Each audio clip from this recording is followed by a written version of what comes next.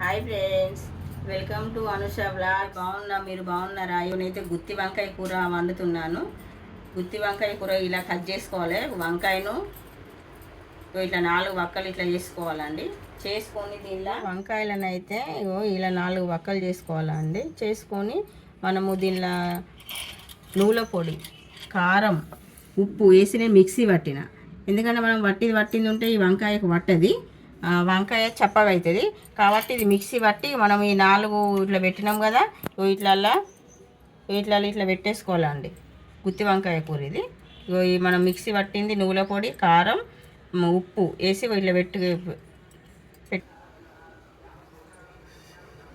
ఉల్లిగడ్డ, పచ్చి కొబ్బరి, ధనియాలు, అల్లం, ఎల్లిపాయలు, టమాటా ఇవన్నీ పేస్ట్ పట్టేసానండి. ఇలా పోపుకి అయితే పచ్చిమిర్చి, కరివేపాకు, మెంతి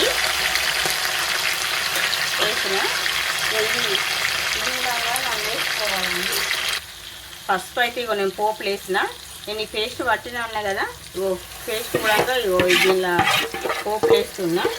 ఇది ఏంటంటే మంచిగా ఫ్రై కావాలి.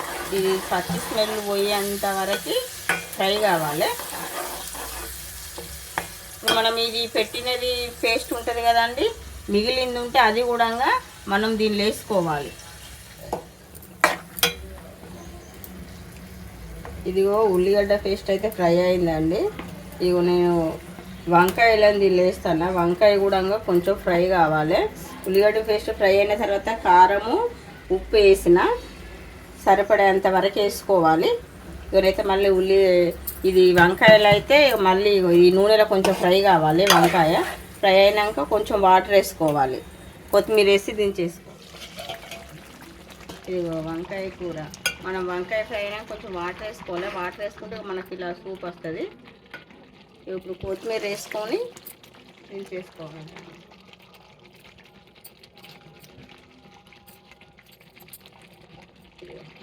గుత్తి వంకాయ కూర